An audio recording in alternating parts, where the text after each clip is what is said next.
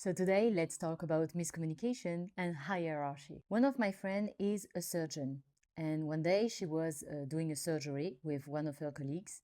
They were both ultra focused on what they were doing. At the head of the patient were two anesthesiologists, and they were separated from the group of surgeons by a big curtain. And at some point during a critical moment of the surgery, they noticed a lot of agitation from the other side of the curtain. They got no information from what was going on, and anyway, they were so focused on what they were doing that they didn't take the time to ask. But at some point, it became so intense that he started to be a bit irritated.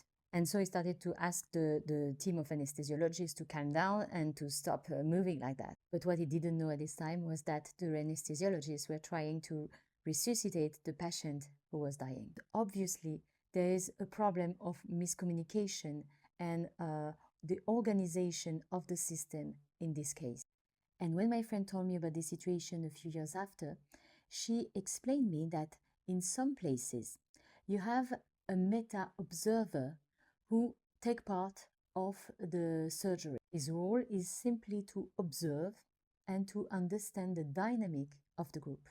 He is able to spot fatigue, he is able to spot cognitive overload, is able to see the whole dynamic from outside and being able to give instructions in order to make the whole system working better. Determining a hierarchy in the communication, determining a hierarchy in the kind of problem that can happen is also super important.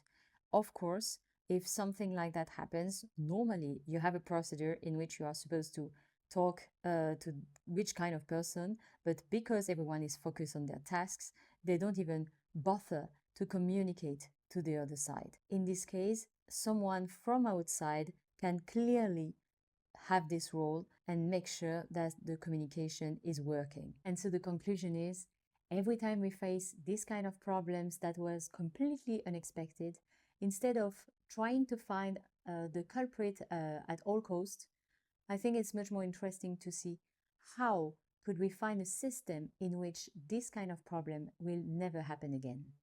And so, if you had to improve this system, what kind of solution would you have created in order to prevent this thing to happen again?